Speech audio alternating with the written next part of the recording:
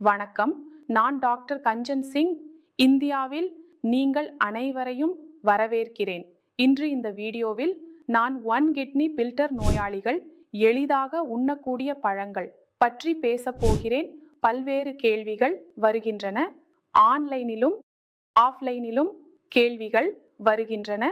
நான் என் திறந்த நோயாளிகளை பார்க்கும்போது அவர்களின் கேள்விகள் அடிக்கடி இதுதான்: நாம் கிட்னி நோயாளிகள், எங்களுக்கு எல்லாம் உணவு தயாரிக்க முடியவில்லை, எனவே எவ்வாறு எங்களுக்கு சக்தி கிடைக்கும், எனவே எங்களுக்கு எவ்வாறு சக்தி தரக்கூடிய பழங்களை உண்ணலாம் என்பதை குறித்து நான் இன்று பேசப்போகிறேன்.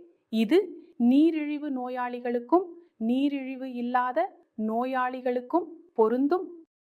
இப்போது யாருடைய கிட்னி பாதிக்கப்பட்டுள்ளது என்றால் அதன் பின்னால் பல காரணங்கள் உள்ளன. உதாரணமாக உயர் இரத்த அழுத்தம், உயர் இரத்த சர்க்கரை, கிட்னியில் கல் அல்லது 4 பாகங்கள் உள்ளதாக இருக்கலாம், அல்லது பிகேடி அதாவது பாலிசிஸ்டிக் கிட்னி நோய் போன்றவை. உங்கள் கிட்னி வேலை செய்ய முடியாத போது கிட்னியின் வேலை என்னவென்றால் உடலில் உள்ள அனைத்து கழிவுப் பொருட்கள் மற்றும் அதிக நீரை சிறுநீரின் மூலம் வெளியேற்றுவது. அதாவது கிட்னி வடிகட்டி வேலை செய்கிறது. மேலும் ஹார்மோன்களின் உற்பத்தி செய்கிறது. எங்கள் பிபியை ஒழுங்குபடுத்துகிறது. எங்கள் இரத்தத்தில் பிஎஸ்ஐ சமநிலைப்படுத்துகிறது. ஆனால் எங்கள் கிட்னி வேலை செய்ய முடியாத போது எங்கள் அனைத்து எலக்ட்ரோலைட்டுகளும் சமநிலையை இழக்கின்றன. இதனால் எங்கள் அறிக்கைகளில் என்ன தெரிகிறது என்றால் எங்கள் கிரெட்டினின் அதிகரிக்கிறது, எங்கள் இரத்த யூரியா கூட அதிகரிக்கிறது, மேலும் பொட்டாசியம் மற்றும் பாஸ்பரஸ் அளவுகள் கூட அதிகரிக்கின்றன. பழங்கள் பற்றி பேசும்போது கிட்னி நோயாளிகளுக்கு பொட்டாசியம் உள்ள பழங்களை உண்ணக்கூடாது என்று அடிக்கடி கூறப்படுகிறது. பொட்டாசியம் அதிகரிக்கும் நோயாளிகள் உங்கள் இதயத்திற்கு நேரடியாக தாக்கம் செய்கின்றன, ஏனெனில் உங்கள் இதயம் மசாஜ் தசைகளால் ஆனது.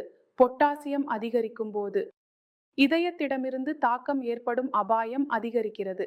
எனவே நீங்கள் பொட்டாசியம் அளவு குறைவாக உள்ள பழங்களை உண்ண வேண்டும்.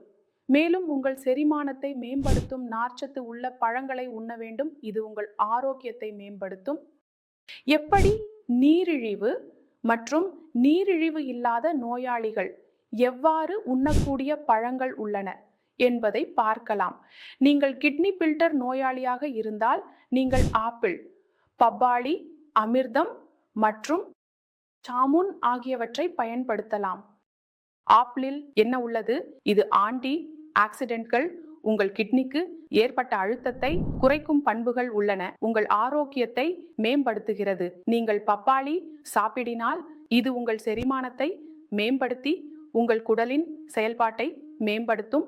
உங்கள் குடல் மேம்பட்டால் கிட்னியின் மீது உள்ள அழுத்தம் குறையும், உங்கள் அதிகரிக்கும் ஆர்வத்தில் பெரிய மாற்றம் காணலாம். நீங்கள் ஜாமுன் மற்றும் அமிர்தம் ஆகியவற்றையும் சாப்பிடலாம்.